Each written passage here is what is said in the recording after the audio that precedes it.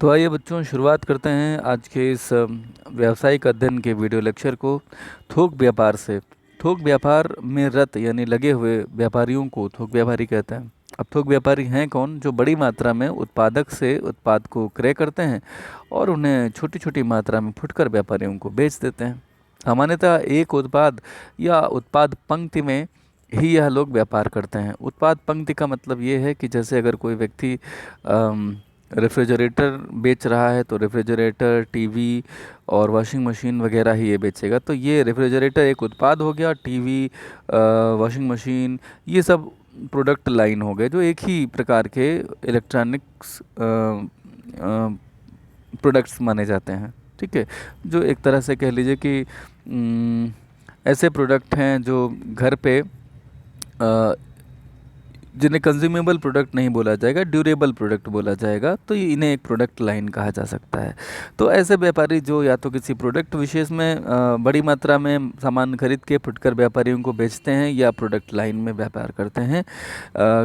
कंटी for still ये थोक व्यापारियों को बताते हुए कहते हैं कि थोक विक्रेता वस्तुएं खरीदते हैं तथा पुनः उनकी बिक्री फुटकर विक्रेताओं और अन्य व्यापारियों को तथा औद्योगिक, संस्थागत और वाणिज्य संबंधी उपभोक्ताओं को करते हैं, लेकिन अंतिम उपभोक्ताओं को सार्थक मात्रा में यह माल नहीं बेचते हैं।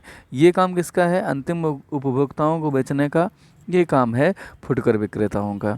तो अल्टीमेटली थोक विक्रेता वह हैं जो बड़ी मात्रा में वस्तुएं खरीदते हैं और फुटकर विक्रेताओं को या कभी कभी अन्य व्यापारियों को, औद्योगिक, संस्थागत और वाणिज्य संबंधी जो उपभोक्ता हैं उनको भी ये वस्तुएं बेचते हैं, लेकिन अंतिम उपभोक्ताओं को सार्थक मात्रा मतलब मेंशनेबल, उल्लेखनीय मात्रा में नहीं बेचते। थोड़ा बहुत बेच देते हैं। अगर आप किसी थोक विक्रेता के यहाँ चले जाएं, अगर आप सामान्य कंज्यूमर हैं तो भी वह आपको दे देता है, लेकिन जनरली वो ज़्यादा ऐसे लोगों को एंटरटेन नहीं करता। हम कह सकते हैं कि थोक विक्रेता वह है जो वस्तुओं को पुनः बिक्री के लिए खरीदता है, बड़ी मात्रा में उत्पादक से माल क्रय करता है और एक उत्पाद पंक्ति में ही सामान्यतः व्यापार करता है। फुटकर व्यापारी के साथ अन्य व्यापारियों तथा औद्योगिक और वाणिज्यिक संबंधी संस्थाओं को भी ये विक्रय करता है, जो कि या तो वस्तु को पुनः विक्रय के लिए या औद्योगिक उपभोक्ताओं के लिए उपयोग के लिए विक्रय करते हैं। औद्योगिक उपभोक्ता वह होते हैं जो वस्तुएं थोक व्यापारी से खरीदते हैं, फिर उनका रूप परिवर्तन करते हैं अपने उद्योगों में, यानी कि उनमें पुनः उनका निर्माण करते हैं, उनका जो है उनमें फॉर्म चेंज करते हैं और फॉर्म चेंज करके उसमें यूटिलिटी क्रिएट करते हैं। तो उपभोक्ताओं को वस्तुएं नहीं विक्रय करते ऐसा कहते भी हैं तो ये गलत नहीं होगा, क्योंकि इनके द्वारा उपभोक्ताओं को की गई बिक्री की मात्रा बेहद कम होती है। ये इस तरह के दुकानदार हो सकते हैं। आप देख सकते हैं कि यहाँ पर ये एक दुकान गोदाम जैसा है, यहाँ पे कुछ बोरे लगे हुए हैं और ये एक आदमी है जो बोरियाँ लेके आ रहा है, दूसरा आदमी यहाँ खड़ा हुआ है। थोड़ा सा हल्का सा डार्क है, लेकिन फिर भी आपको ये गोदाम जैसा दिख रहा होगा। और ये भी थोक व्यापारियों का एक स्वरूप है कि यहाँ पर ये बड़ी मात्रा में जो है सामान स्टोर है। लेकिन मैं आपको बता दूं कि ये होल सेलर नहीं है, क्योंकि ये तो किसी रिटेल मार्ट का जो है चित्र है। फिलहाल ये चित्र इसमें सही है। ठीक है, पहला वाला। थोक व्यापारी और उत्पादक फुटकर व्यापारी के बीच की एक महत्वपूर्ण, दरअसल थोक व्यापारी जो होता है ना, ये उत्पादक और फुटकर व्यापारी के बीच की एक चैन के रूप में काम करता है, लिंक के रूप में काम करता है। जैसे कई सारी चैन एक दूसरे से मिली होती हैं, तो ये यहाँ पर उत्पादक हो गया और ये फुटकर व्यापारी हो गया, लेकिन ये बीच में थोक व्यापारी हो गया। ठीक है, उत्पादक यानी प्रोड्यूसर, थोक व्यापारी यानी होलसेलर और फुटकर व्यापारी यानी रिटेलर। तो इनके बीच में लिंक के रूप में होलसेलर काम करता है। कौन कौन सी सेवाएं देता है थोक विक्रेता, ये जानते हैं। इनकी सेवाएं दो कैटेगरी में बांट लीजिए। एक तो जिनके बीच के लिंक है, निर्माता और फुटकर विक्रेता दोनों के प्रति जानते हैं। पहले निर्माताओं के प्रति देखिए, निर्माताओं के प्रति जो इनकी सेवाएं हैं, इस तरह से एक चार्ट आप बना सकते हैं। अगर संक्षेप में इसका उत्तर लिखना हो, डिटेल में लिखना है तो पॉइंट वाइज लिखना होगा। सबसे पहले बात करते हैं निर्माताओं को। बड़े पैमाने की किफ़ायतें। देखिए, निर्माताओं से ये चूँकि बड़े मात्रा में वस्तुएं इनसे खरीदते हैं, तो निर्माता बड़े पैमाने पर उत्पादन कर पाते हैं। अगर थोक व्यापारी बड़ी मात्रा में वस्तुएं ना खरीदे तो क्या निर्माता बड़े पैमाने पर उत्पादन कर पाएंगे? नहीं। अच्छा, जब निर्माता बड़े पैमाने पर उत्पादन करते हैं तो दो बातें होती हैं। एक तो उनकी प्रति इकाई लागत कम आती है और उनका लाभ बहुत अधिक होता है।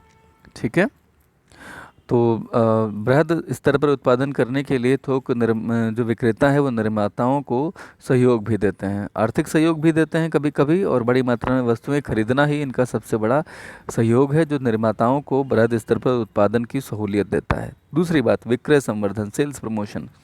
उत्पादक जो वस्तुएं बनाता है उन वस्तुओं को बाजार में उतारने का काम कौन करता है? थोक विक्रेता। उसी के माध्यम से विज्ञापन होते हैं स्थानीय लेवल पे। ठीक है। फुटकर व्यापारी को भी वही थोक व्यापारी ही बताता है कि एक नया प्रोडक्ट आया है, इसे यूज़ करके देखिए, अपने कस्टमर्स को, उपभोक्ताओं को बेचिए। ठीक है।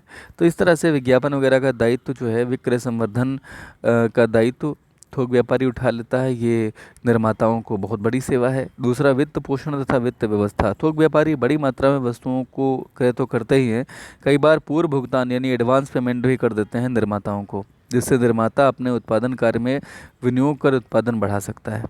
ठीक है। तथा व्यवसाय में कार्यशील पूंजी भी उसकी बनी रहती है, जिससे उत्पादन बाधित नहीं होता है।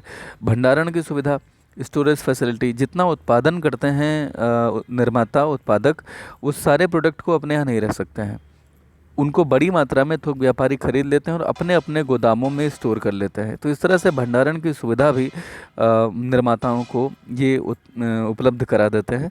मूल्य स्थिरता, क्योंकि अपने यहाँ माल को स्टोर कर लेते हैं तो बाज़ार में एकदम से कोई शॉर्टेज नहीं होने पाती और ना ही बहुत ज़्यादा एक्स्ट्रा सप्लाई होती है। इससे वस्तुओं के मूल्य बाज़ार में स्थिर रहते हैं। मैं आपको बता दूं कि अगर किसी वस्तु की शॉर्टेज हो जाती है तो कस्टमर उसकी मांग चूँकि उतना ही कर रहा होता है तो वो ज़्यादा पे करने के लिए तैयार हो जाता है, तो वस्तुओं का मूल्य बढ़ जाता है। और अगर निर्माताओं ने कोई वस्तु बनाई है, अगर ये लोग अपने यहाँ स्टोर ना करें तो वो वस्तुएँ सीधे सीधे बाज़ार में आ जाएंगी, जिससे क्या होगा कि वो वस्तुएं ज़्यादा मात्रा में उपलब्ध होने पे कस्टमर उन्हें एक साथ तो खरीदना नहीं चाहेगा, तो कहीं ना कहीं वो वस्तुएं बहुत सस्ती बिकेंगी। तो इससे मूल्यों में अस्थिरता बनी रहेगी। लेकिन भंडारण की सुविधा से थोक विक्रेता ये सुनिश्चित करते हैं कि मूल्यों में स्थिरता बनी रहे। विक्रय का प्रबंधन, थोक व्यापारी निर्माता द्वारा खरीदे गए माल के विक्रय का प्रबंध करते हैं, जिसके लिए उनके अपने विक्रयकर्ता अपना स्वयं का विक्रय संगठन होता है, और जिससे उत्पादन और निर्माता वितरण संबंधी झंझटों से पूरी तरह से मुक्त हो जाता है। उधार की जोखिम का कम होना। एक बात और भी कि थोक व्यापारी प्रायः माल नकद में ही क्रय करता है। इसके कारण निर्माताओं को उधार संबंधी जोखिम नहीं रहती। कभी कभी तो आपने ऊपर अभी पढ़ा था कि ये एडवांस में भी पेमेंट करता है, तो यहाँ उधार जैसी कोई दिक्कत नहीं। एक और महत्वपूर्ण सेवा ये निर्माताओं को देते हैं, वह है बाजार सूचनाएं। थोक व्यापारी का संबंध फुटकर व्यापारी से होता है, और फुटकर व्यापारी अपने अंतिम उपभोक्ता से जुड़ा हुआ होता है। उपभोक्ता की स्थिति, उसकी पसंद, रुचि के बारे में फुटकर व्यापारी को जानकारी मिलते ही वह थोक व्यापारी को बताता है, और थोक व्यापारी ये सारी सूचनाएं निर्माताओं को देते रहते हैं कि भाई किस तरह के प्रोडक्ट को उपभोक्ता ज़्यादा पसंद कर रहे हैं, इस तरह के, इस डिज़ाइन के, इस स्वाद के ऐसे प्रोडक्ट आप बनाइए कि लोग उन्हें खरीद सकें और बढ़ चढ़ के खरीद सकें। तो कुल मिलाकर के निर्माता बाजार के प्रति जागरूक रहता है, उत्पादन, मूल्य, विज्ञापन आदि के बारे में सही नीतियां बना पाता है, सही निर्णय ले पाता है। ये बात रही थोक विक्रेताओं के द्वारा जो निर्माताओं को सेवाएं प्रदान की जाती हैं उनके बारे में। अब हम आगे बढ़ते हैं, फुटकर व्यापारियों के प्रति इनकी सेवाएं क्या हैं। फुटकर व्यापारियों को विविधता। फुटकर व्यापारी छोटी छोटी मात्रा में वस्तुएं खरीदते हैं, इसलिए यह बहुत सारी विभिन्न प्रकार की वस्तुएं अपनी दुकान के लिए रख पाते हैं। ग्राहकों को भी विभिन्न प्रकार के उत्पाद मिल जाते हैं। तो फुटकर व्यापारियों के प्रति इनकी सेवाएं ये हैं कि ये थोक व्यापारी के यहाँ जाते हैं और जितनी मात्रा में ये उनके यहाँ से खरीदना चाहते हैं, अलग अलग थोक व्यापारियों से उतनी उतनी मात्रा में वस्तुएं खरीद लाते हैं। दूसरा, जब फुटकर व्यापारियों को लगता है कि अभी ये सामान कम हो रहा है, तुरंत जाते हैं थोक विक्रेता के वहाँ और वो उसको वहाँ से ख़रीद पाते हैं। उसके यहाँ चूँकि भंडारण है वस्तुओं का, तो उसके यहाँ कभी भी शॉर्टेज नहीं होती है। ये निरंतर आपूर्ति है जो कि फुटकर विक्रेताओं को, व्यापारियों को थोक व्यापारी उपलब्ध कराता है। साख सुविधाएं। थोक विक्रेता अधिकतर फुटकर व्यापारी को वस्तुएं और माल उधार भी उपलब्ध करा देते हैं। जैसे जैसे वस्तुएं बिकती जाती हैं, फुटकर विक्रेता थोक विक्रेता को भुगतान करता चला जाता है। ठीक है। जोखिम उठाना। ये जोखिम उठाते हैं। थोक विक्रेता द्वारा माल निर्माता से विक्रय काफ़ी पहले खरीद लिया जाता है और अपने भंडार गृहों में इसे रखा जाता है। यदि फैशन या अन्य कारणों से वस्तुओं के मूल्य में परिवर्तन हो जाए तो ये जोखिम भी थोक विक्रेता ही उठाता है। साथ ही साथ माल गोदाम में रखा है थोड़ा थोड़ा क्रय करता है तो कहीं ना कहीं उसकी लागत भी वहाँ लगती है, माल के चोरी होने के, टूट फूट का भी डर रहता है। साथ ही साथ अगर कोई भूकंप या आंधी तूफान वगैरह कुछ आए तो भी नुकसान होने का जोखिम उसे उठाना पड़ता है। नए उत्पाद की जानकारी, अच्छा ये वो जोखिम उठाता किसके लिए? फुटकर व्यापारी के लिए, क्योंकि फुटकर व्यापारी के पास इतना बड़ा गोदाम नहीं है कि वो अपने यहाँ लगा सके। तो कहीं ना कहीं ये एक बड़ा जोखिम है जो फुटकर व्यापारी के लिए उठाता है। उसे जब ज़रूरत होती है तब वो आकर के यहाँ से खरीद सकता है। ये अगर किसी फुटकर व्यापारी के पास गोदाम होता तो वो अपने पास ही खरीद के रख लेता ना, लेकिन चूँकि उसके पास गोदाम नहीं है, चूँकि उसके पास पूंजी नहीं है, तो उसके लिए ये अपने यहाँ ये व्यवस्था करता है। फुटकर विक्रेताओं को नए उत्पाद की जानकारी देना भी थोक व्यापारी यानी कि थोक विक्रेता का ही कार्य होता है। पैकेजिंग भी करता है थोक विक्रेता। फुटकर विक्रेताओं की आवश्यकता अनुसार छोटे छोटे पैकेटों में वस्तुओं को पैक कर देता है, जिससे फुटकर विक्रेताओं को वस्तुओं को बेचने में आसानी रहती है। जैसे उन पर उस पैकिंग पे वो लिख भी देता है कि उत्पाद की किस्म क्या है, उसकी गुणवत्ता क्या है, उसकी सामग्री का विवरण वगैरह उसमें दिया जाता है। एक और महत्वपूर्ण बात है क्रय सुविधा देना। थोक विक्रेता के विक्रयकर्ता फुटकर व्यापारी की दुकान पे जाकर वहां से वस्तुओं का आदेश लेकर माल भेजने का प्रबंध भी करते हैं, और फुटकर विक्रेता को थोक विक्रेता के पास जाना नहीं पड़ता है। इससे उसे अपनी इच्छा का सामान मिल जाता है। और जो नहीं होता है वो उसके लिए आदेश दे देता है, जो उसे बाद में मिल जाता है। तो अभी आपने थोक विक्रेताओं को जाना और इनके द्वारा दी जाने वाली फुटकर व्यापारियों की प्रति सेवाएं, और साथ ही साथ इनके द्वारा निर्माताओं को दी जाने वाली सेवाओं को जाना। कल के वीडियो में हम जानेंगे कि फुटकर व्यापार क्या है और फुटकर व्यापारी किस तरह की सेवाएं किस किस को प्रदान करते हैं। आज के इस वीडियो तक को एंड तक देखने के लिए आप सबका बहुत बहुत आभार। ऐसे ही देखते रहिए, सीखते रहिए।